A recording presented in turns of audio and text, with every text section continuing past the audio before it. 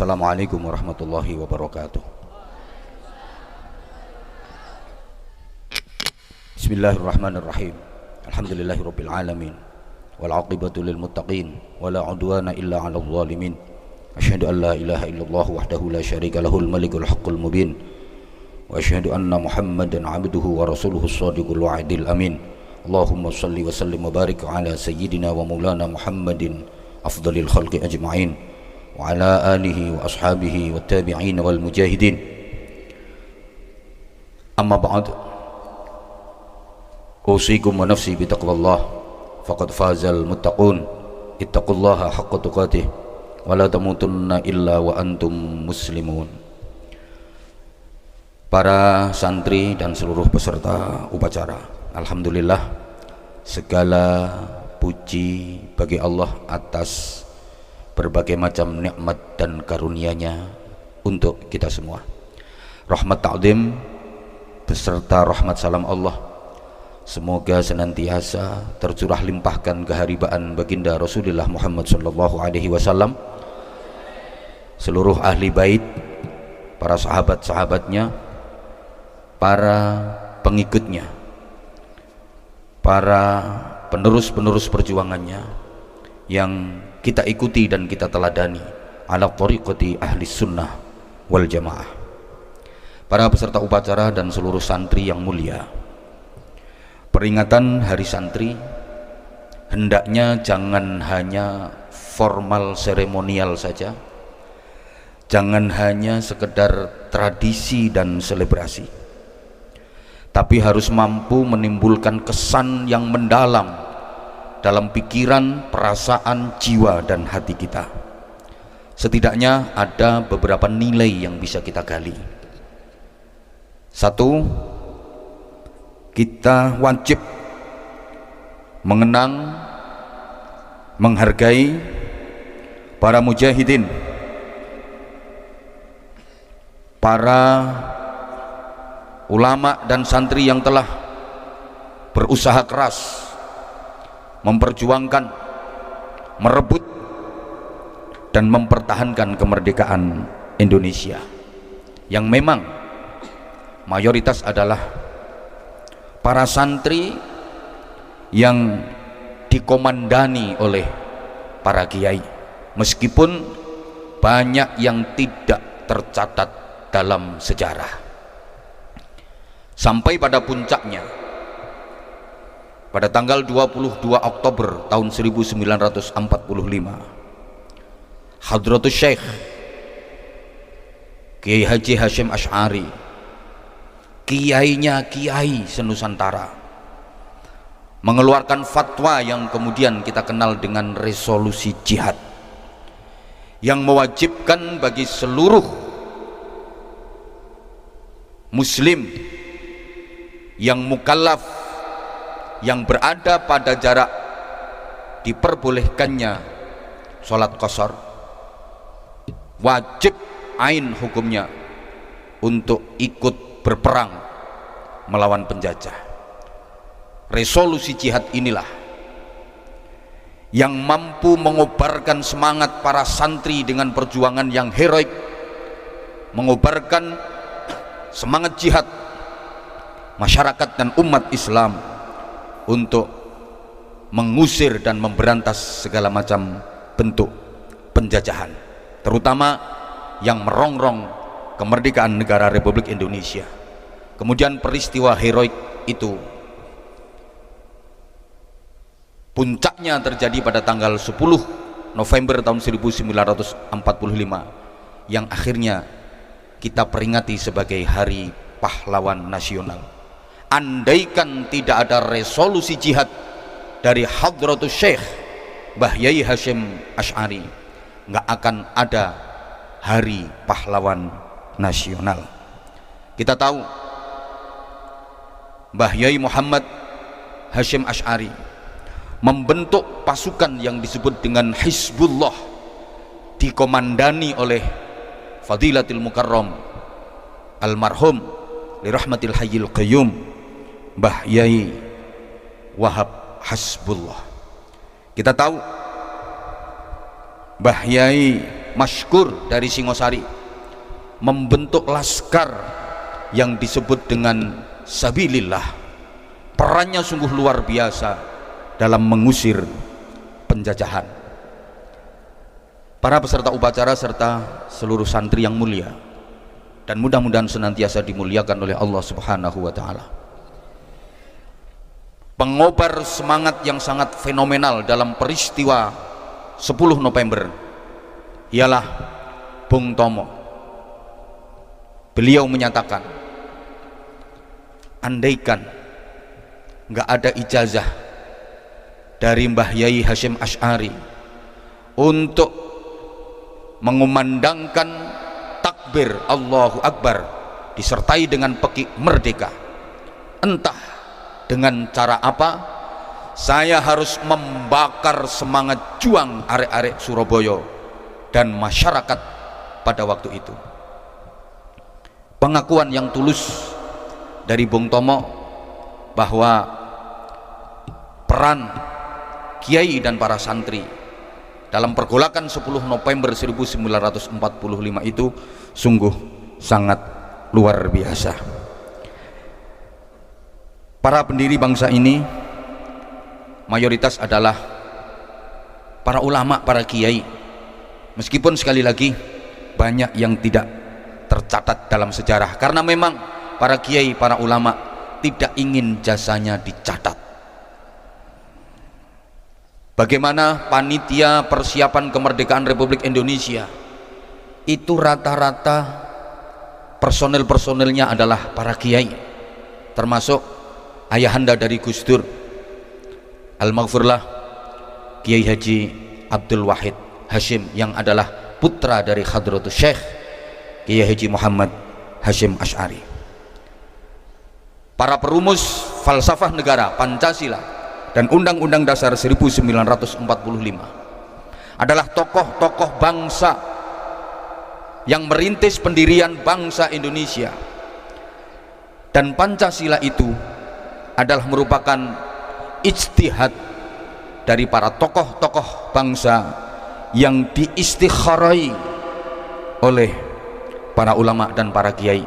Sehingga kalau ada yang mengatakan Pancasila tidak sesuai dengan ajaran Islam, maka sungguh picik pengetahuannya, sungguh dangkal ilmunya, dan sangat kurang luas wawasannya.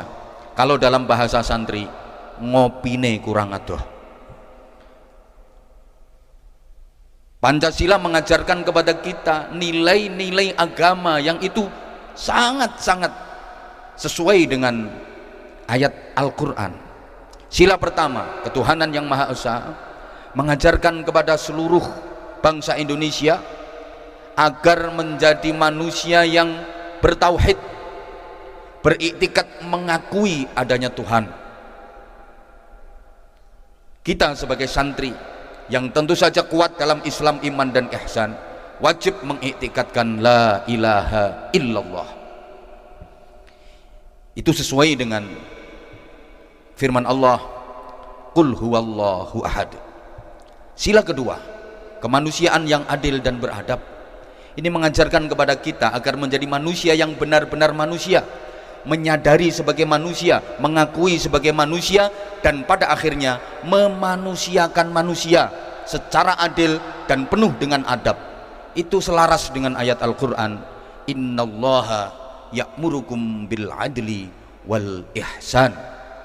Sila ketiga, persatuan Indonesia, betapa mengajarkan kepada kita seluruh komponen-komponen bangsa ini, apapun rasnya, apapun sukunya, apapun tradisi dan budayanya, untuk tetap menjaga persatuan dan kesatuan demi keutuhan negara kesatuan Republik Indonesia, tanpa membeda-bedakan agama, tanpa membeda-bedakan kultur sosial dan latar belakang kehidupan.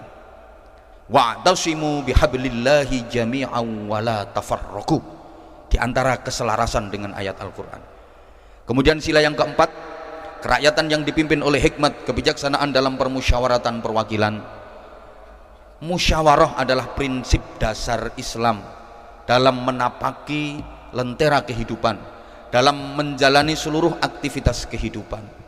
Kalau kita ingin sukses dalam segala urusan, bermusyawarahlah. Wa amruhum syura bainahum. Keselarasan dalam Al-Qur'annya, wasyawirhum fil amr. Urusan apapun, kalau nggak ingin ada penyesalan, kalau nggak ingin ada kerugian, kalau nggak ingin ada kerusakan, maka pakailah cara musyawarah. Pasti semuanya akan sukses fid dini wad dunya wal akhirah. Para santri, seluruh peserta upacara, karena yang kelima, keadilan sosial bagi seluruh rakyat Indonesia. Ini prinsip dasar Islam dari sisi sosial. Seluruh ibadah ritual itu pasti nanti pengembangannya, implementasinya, ekspresinya adalah pada ibadah-ibadah sosial. Seluruh ibadah mahdoh mempunyai dimensi muamalah. Seluruh ibadah-ibadah sosial itu adalah buah natijah dari ibadah-ibadah ritual yang dilaksanakan.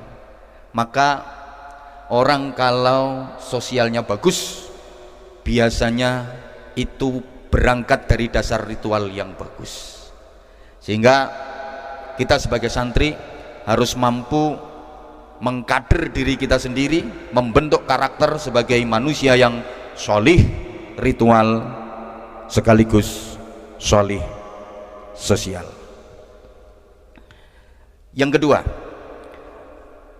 peringatan Hari Santri Nasional menginspirasi kepada kita untuk senantiasa mencontoh dan meneladani para kiai, para santri yang telah gigih berjuang, mengorbankan segala yang dipunya, waktu, tenaga, pikiran, harta benda, bahkan jiwa, raga, dan nyawa demi kemerdekaan negara Republik Indonesia.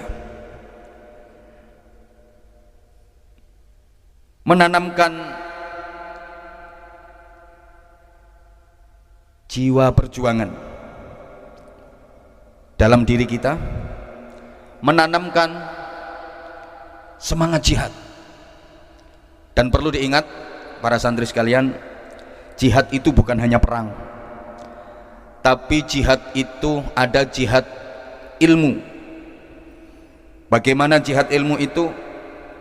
Membangun mercusuar keilmuan, mengembangkan diri agar kita benar-benar menjadi manusia yang berilmu dan beramal, sehingga bisa khairun nas anfa'hum linnas. Ingat para santri yang mulia, dan mudah-mudahan senantiasa dimuliakan oleh Allah.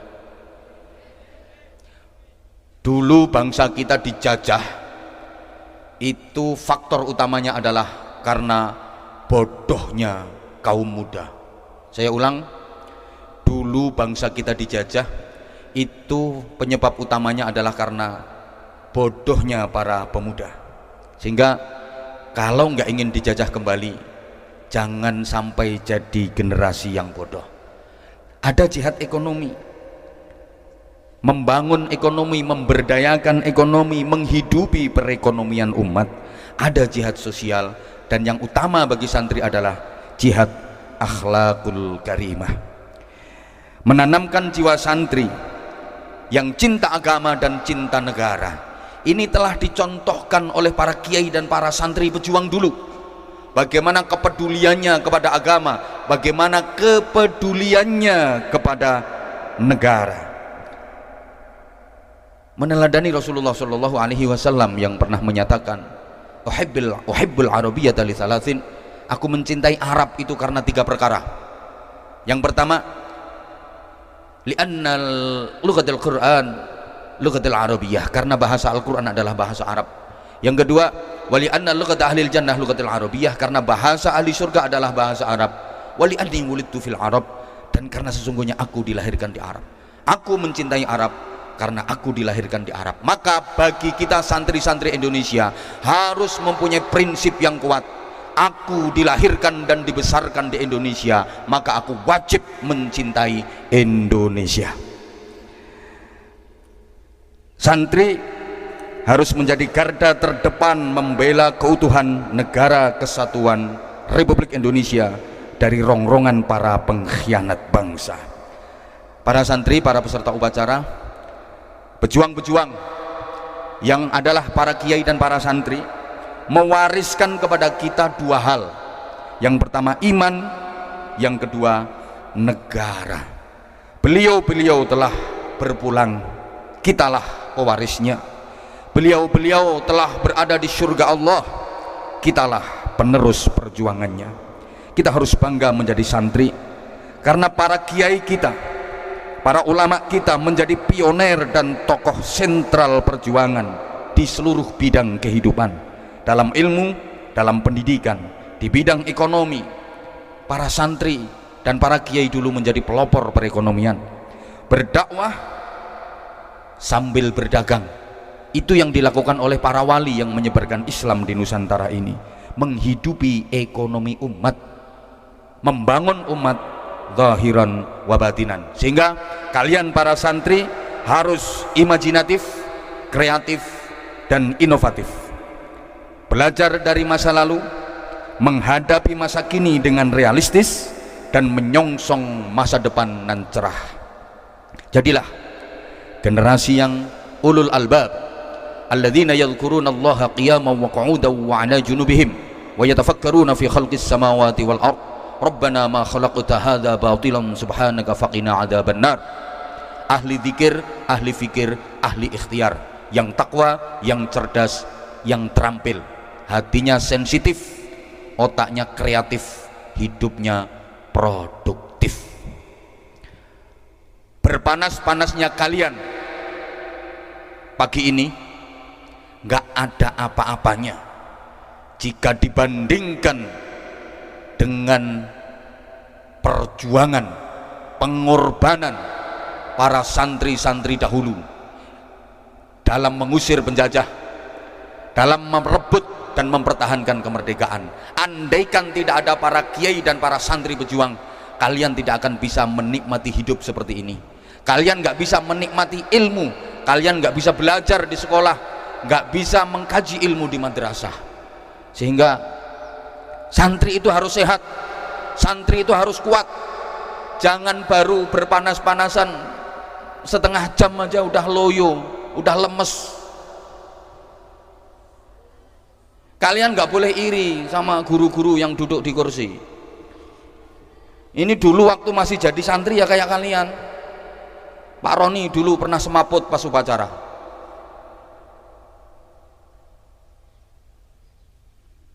Semangat, nggih? Semangat, nggih?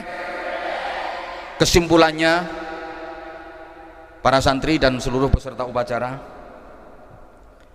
Indonesia ini pernah dijajah lama oleh bangsa asing. Portugis, Inggris, bahkan Belanda kurang lebih 350 tahun menjajah Indonesia. Bukan hanya menjajah ekonomi, tapi Belanda juga menjajah akidah, ingin menanamkan agama mereka kepada bangsa Indonesia. Tapi nyatanya agama Islam di Indonesia yang dirintis dan diperjuangkan oleh para wali serta para kiai mencapai 90% di Indonesia ini. Sekalipun sudah dijajah oleh Belanda 350 tahun, setelah merdeka Islam tetap bertahan 90%. Siapa yang menjaga Islam di Indonesia? Siapa yang menjaga agama Islam di Indonesia? Maaf, bukan ormas-ormas, bukan partai politik yang melestarikan dan menjaga Islam di Indonesia, bukan sekolah-sekolah formal, bukan kampus-kampus, tapi adalah pondok pesantren dengan kiai dan santri-santrinya sampai hari ini.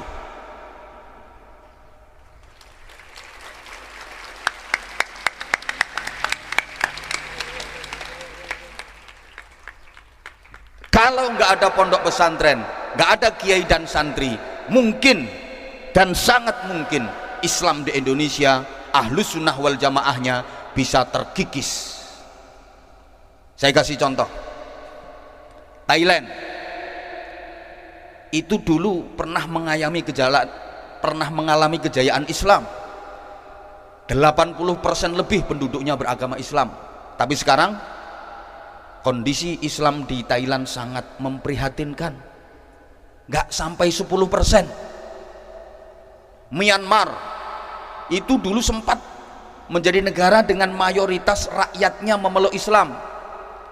Kalau kalian rajin membaca kitab, banyak kitab-kitab salaf itu karya ulama dari Myanmar.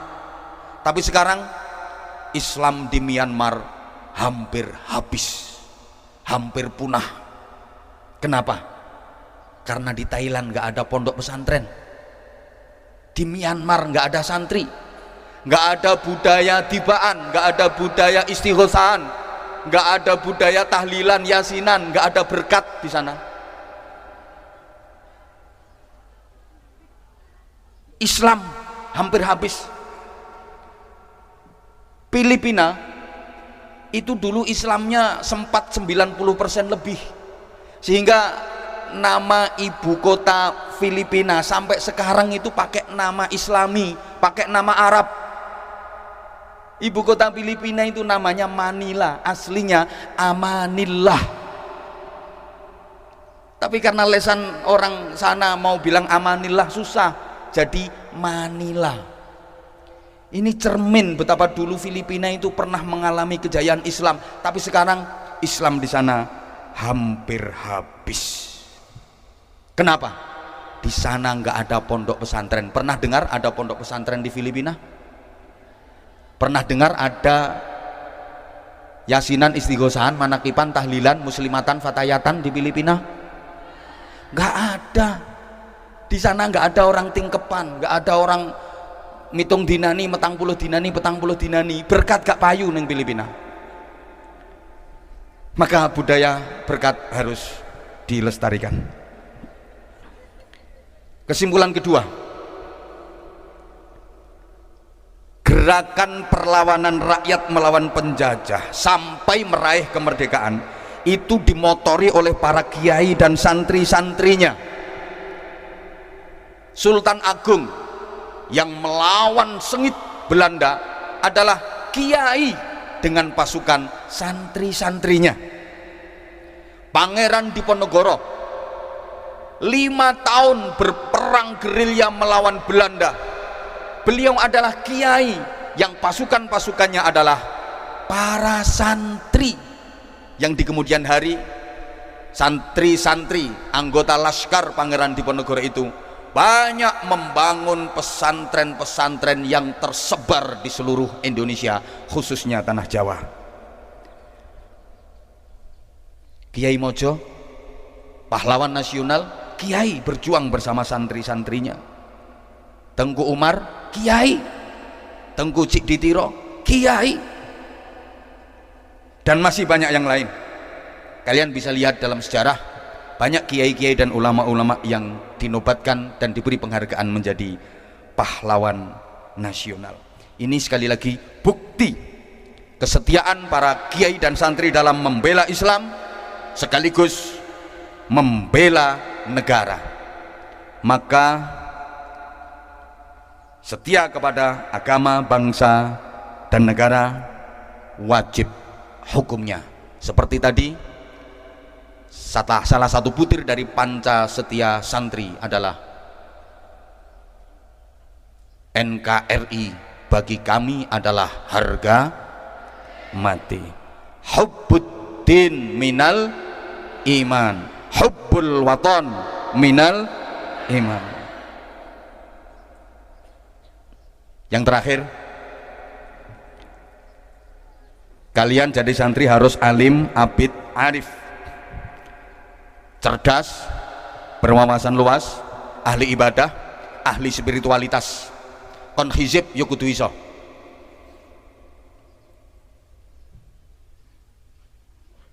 Kalian boleh menempuh pendidikan formal sampai manapun, tapi jiwa dan hati kalian harus tetap santri.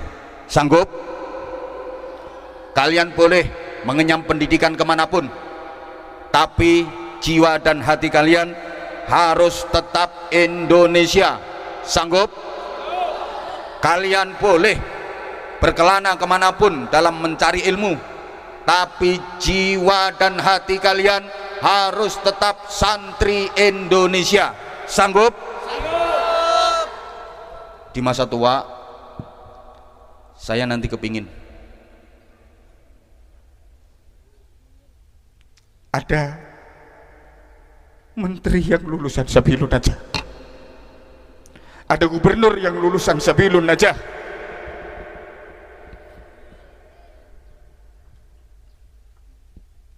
Kalian harus lebih pandai, harus lebih pintar. Entah sampai berapa lama lagi Allah mengizinkan Abah untuk mentaklim dan mentarbiah kalian, tapi demi Allah, kalau Allah mengizinkan Abah diberi usia sampai sepuh, Abah ingin melihat kesuksesan kalian. Bayangin, lulusan Sabilun Najah ini ada yang jadi dokter, ada yang memegang berbagai macam lini dalam pemerintahan. Karena itu penting.